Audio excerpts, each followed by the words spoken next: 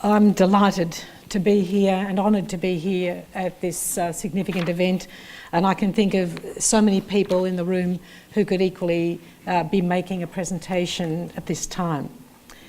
Can I begin by acknowledging that we meet on the lands of the Wurundjeri people of the Kulin Nations and pay my respects to their elders past and present.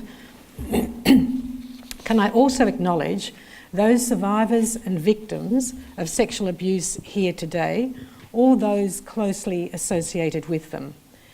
Your grief, pain and anger are with us as we explore better futures.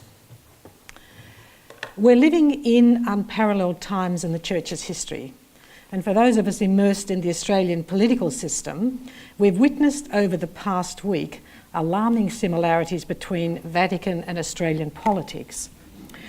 A senior Vatican official with a history of tension with the Pope has called on him to resign. The Irish Prime Minister has signalled a new relationship with Church, and Catholics are protesting in unprecedented numbers and demanding action, as appreciated as the Pope's words might be from his letter to the faithful. I'm going to speak to a paper that I have provided, and I'm hoping the PowerPoint presentation will come on at this point.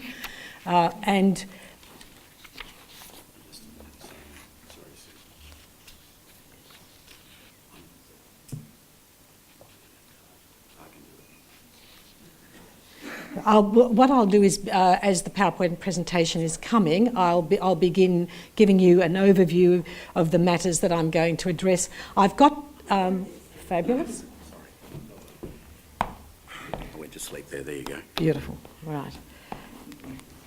So I'm going to, in about 20 or 25 minutes, look at the context, the Royal Commission findings. Very briefly at some of the international inquiries, more context setting, a little bit more time looking at governance principles and standards, some personal reflection if I have the time, the response of the Catholic Church, and concluding comment. And given that a lot is being packed in today, I think I might herald at the front that really the main argument I'm putting is that when you analyse the key corporate governance documents in Australia at the moment, there's a powerful argument to say that there is sufficient commonality amongst them, there are sufficiently generic standards that it's not unreasonable that churches adopt these standards as well. Shouldn't be radical, but it is. So that will be the key point that I'll be making. When we look, and this is a very selective and brief history, I think we were all shocked to our core by the Boston Globe inquiries in 2002, 2005 Ferns inquiry in Ireland, the report last year. But what has happened since Australia's report was released on December the 15th last year is little short of extraordinary. The resignation of the Chilean bishops, the Pope admitting that he'd made a grave mistake in accepting Bishop Belos's assurances, Archbishop Philip Wilson of Adelaide resigning, the Pope directing Cardinal McCarrick to prayer and repentance while the allegations are being heard. The Pennsylvania grand jury of a couple of weeks ago, and we've had a tumbling of issues since then. The Pope's letter to the people of God. We had last weekend the Irish Prime Minister and the Irish people make very clear by their actions and words, in the case of the Prime Minister, their view that we need action. Words are not enough, as welcome as the Pope's letter might be. And finally, the extraordinary 11-page missive from former papal nuncio, Archbishop Carlos Maria Vigano, calling for the Pope to resign about allegations that he knew of sexual abuse and has done insufficient to date to cover up. Of course, Archbishop Vigano has a history of a very tense relationship with the Pope, and so that's taken into account when these allegations are listened to. I thought it was really important that we keep the image of the survivors with us as we go through the presentation today. It's only last week, really, that Paul Bradshaw was awarded for Australia a record payout. And I think that face says it all. A person who has lived with the aftermath of sexual abuse all his life. He is, those of you who've read the articles will know that he's close to death. He has cancer, but he's hopeful that the compensation might help his family, who've had to deal with some of the intergenerational trauma that comes from living with a survivor.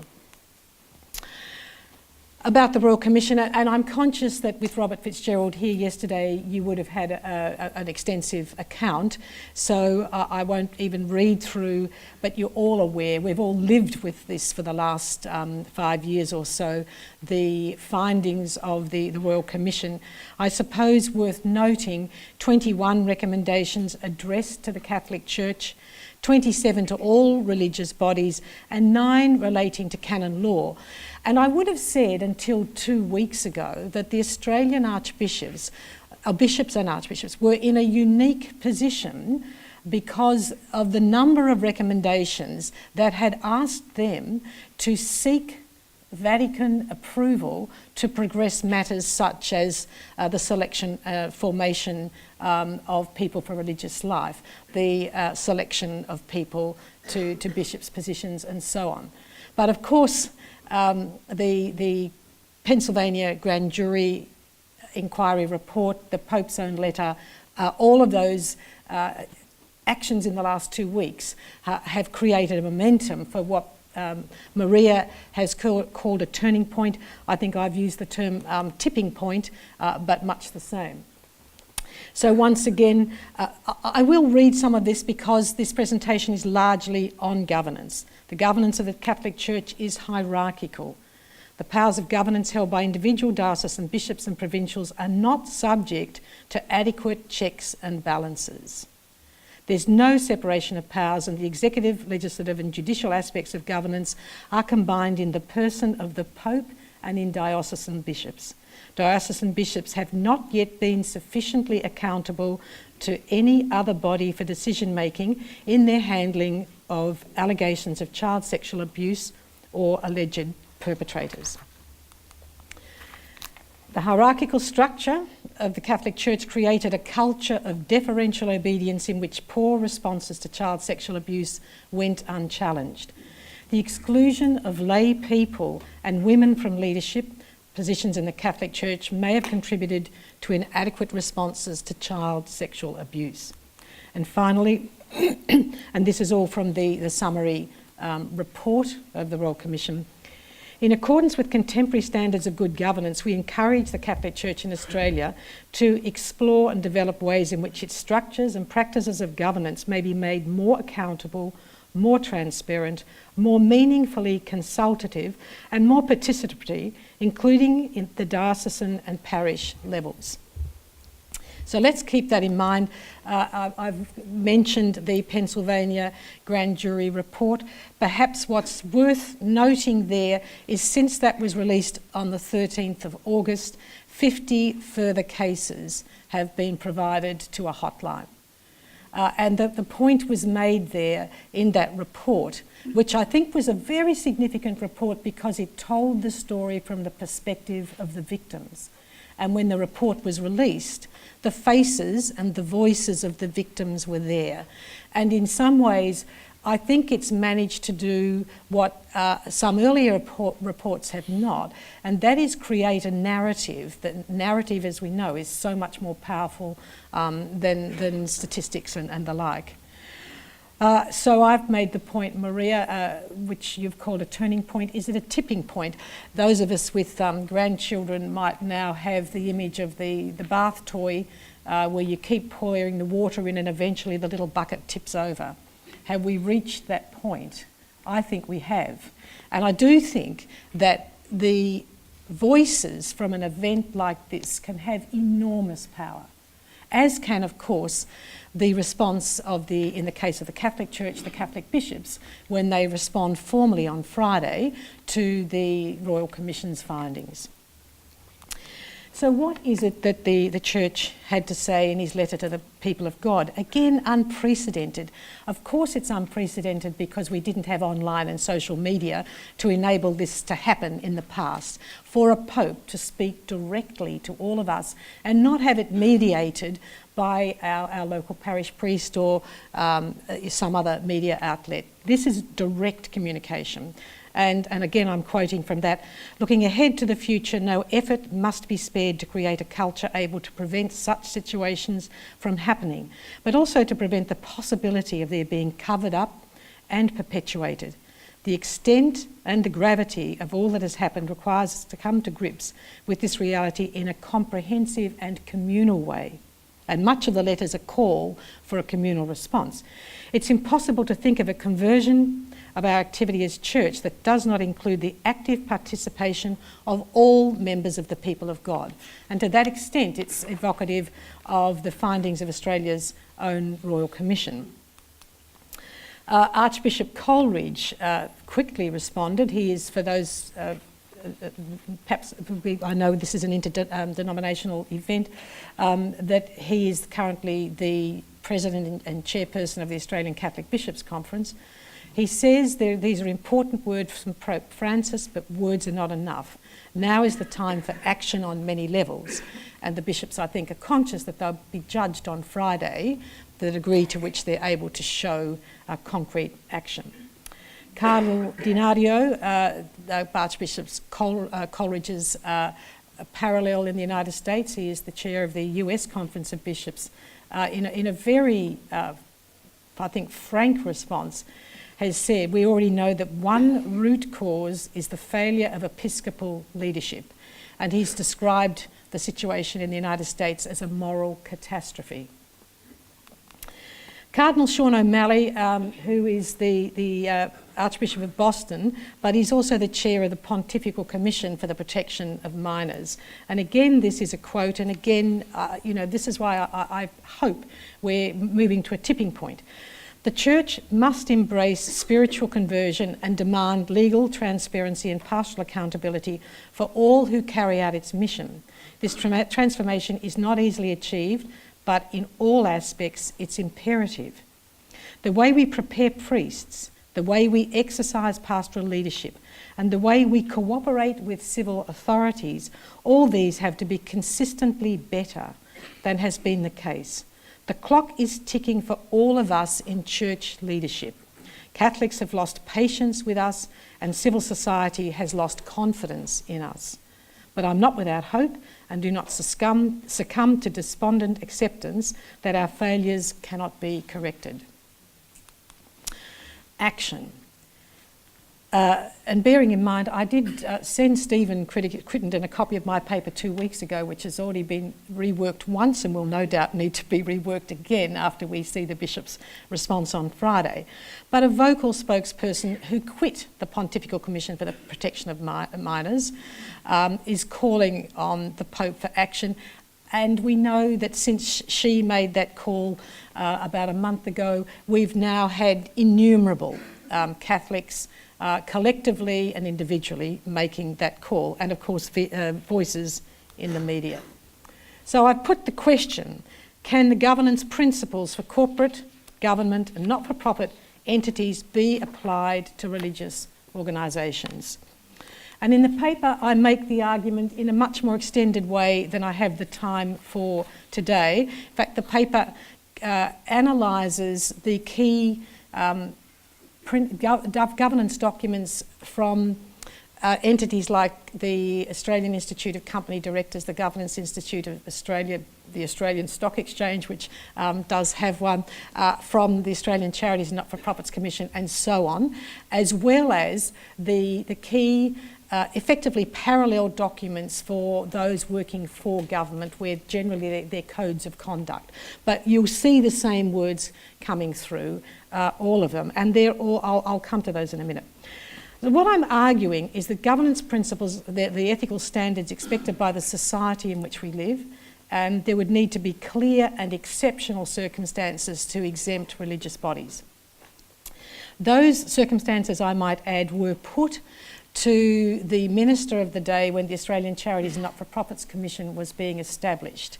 It was argued that the standards of governance in the Code of Canon Law are equal to those in civil law, and as such, there should be an exemption for a particular class of entities called a basic religious charity from meeting the governance standards that all other Australian charities were required to meet, and from reporting their financials.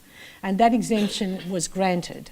So a basic religious charity is an entity that exists for the sole purpose of religion, no other purpose. It doesn't have a legal form. It's not in receipt of DGR or donor gift recipient tax exempt status. It's had less than 100,000 from government sources over the past 3 years, and so on. There's a couple of other criteria. Typically it's a small parish, but that's the exemption that exists. My second argument is that religious bodies are in receipt of monies from government, donors and grant makers. It's not unreasonable that they adopt generic, broadly accepted governance standards for accountability and assurance, and I'll go through those in a moment, what they might be. Church bodies should understand and respect the cultural and legal norms of the communities in which they operate. And this is vested in canon law. Again, in the paper, I've elaborated that a little more fully. So there really is a precedent in practice to say that this is not unreasonable. And finally, if the standards of governance in canon law are promoted as at least equal to those proposed in other charities, then in effect, in some ways it's a sine qua non that they all meet the same standards.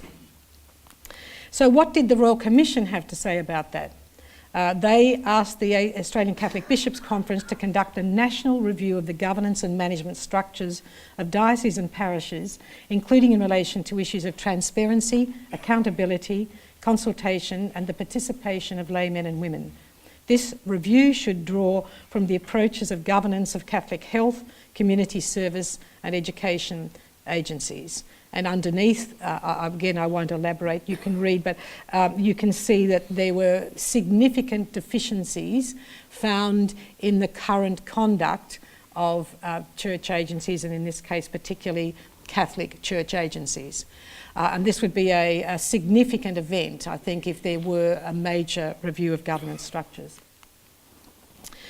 When we analysed the core documents and all those acronyms that I just spelled out for you up there, including I didn't mention the Australian Prudential Regulation Authority, APRA, and the Australian Public Service Commission, some of the state and territory public service commissions, what we find is common to all of them are ethics, accountability, integrity, culture, having the right culture, and risk management.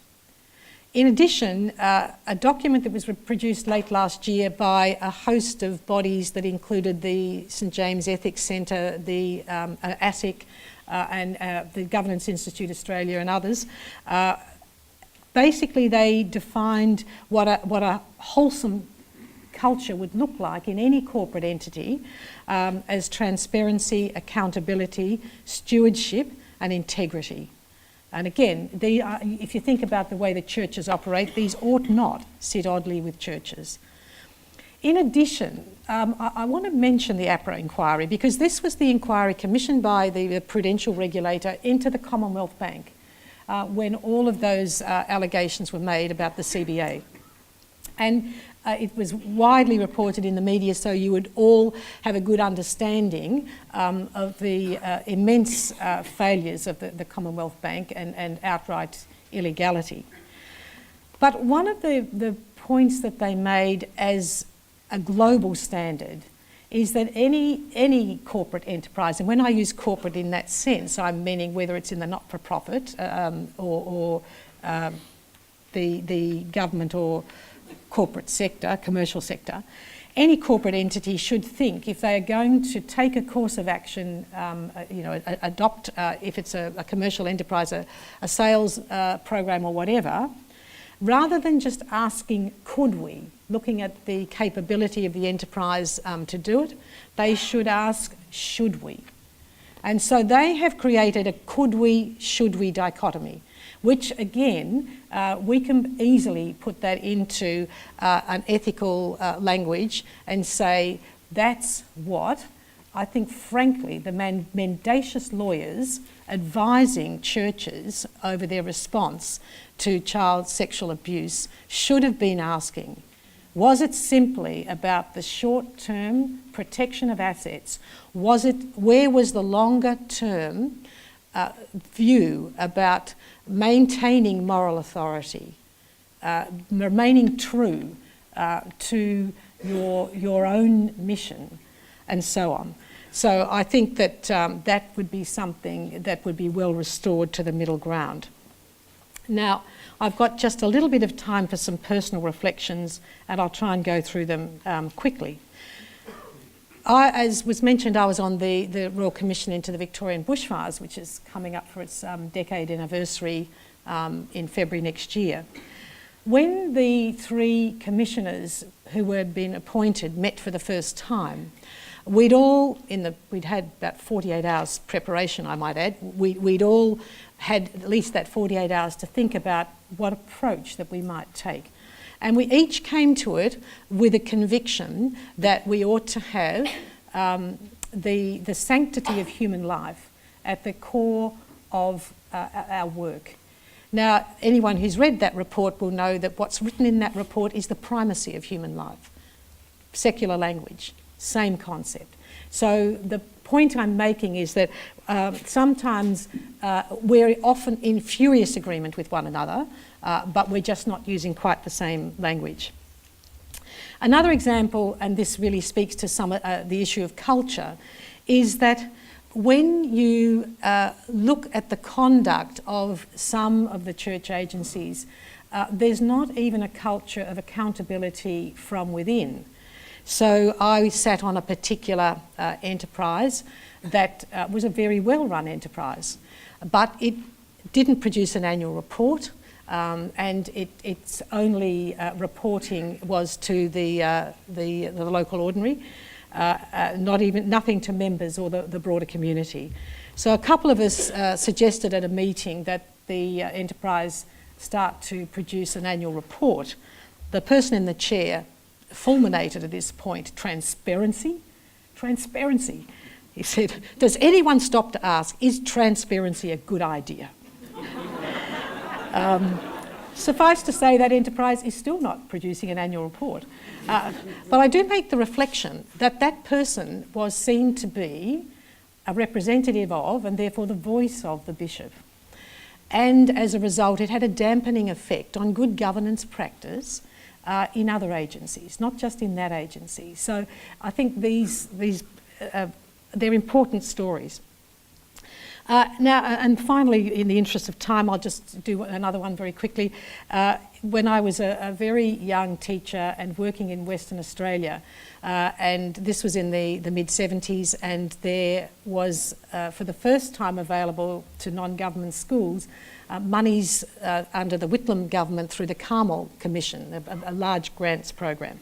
And the nun running this was a K-12 enterprise, and the nun running the primary school had submitted under the libraries program to put up a completely different structure, and was successful. And even as a young teacher who'd never studied accounting or any of the like subjects, I said to her, "Sister, that's not right, is it? Shouldn't the monies be spent for the purposes for which they were given?" And she patted my hand and looked at me, a little patronisingly, and said, "It's all God's work, dear." Yes, it's all God's work, but actually civil governance norms should prevail. And I shouldn't have to say that, because our own internal ethical sensibilities should tell us that is the case. But I think it's an important point, and it needs to be made. I do think that there are tensions, we haven't got time today, between civil and canonical requirements. For those of us who've been in senior roles in the church, we know that we are expected to pay absolute obedience to the local ordinary And yet we are the ones whose names are on sometimes billion-dollar contracts. We are the ones who are liable and accountable. And it's not the liability that drives many of us, it's the accountability and it's wanting to do the right thing. But that can often be quite a tension. And I make at the end of the section on reflections, I would urge any of those involved in church agencies, don't be like the Commonwealth Bank, where the APRA report accuses it of being defensive and operating from a fortress mentality and not cooperating. Get on the front foot. Just, reactivate what you know is right and put it out there. You adopt the good governance standards. Don't be dragged into doing so. So looking for some of the factors identified, and these have already been mentioned by Maria, and no doubt they would have been mentioned by many speakers yesterday.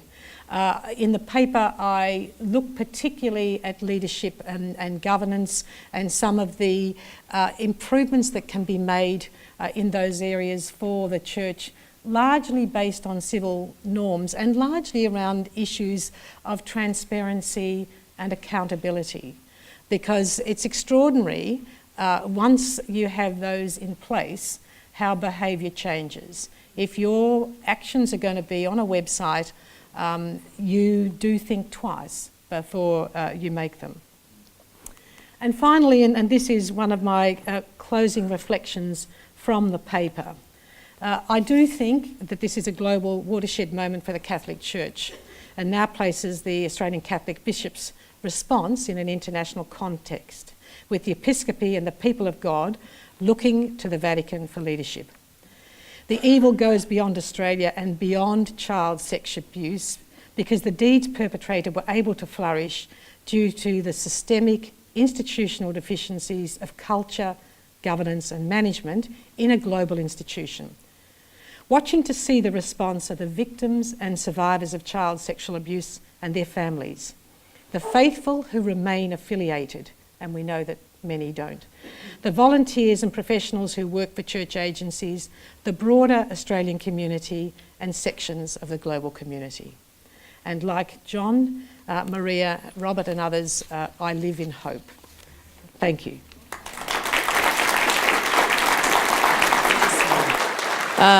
Could I invite thank you very much, Susan. Could I invite the panellists to the stage? And while they're making their way to the stage, can I just clarify one thing with you, Susan? So if we could have David Ransom, Maria Kirkwood, Peter Johnston, Ming Long, Natalie Acton and Winsome Merritt up here, that would be terrific. Make your way up to the stage.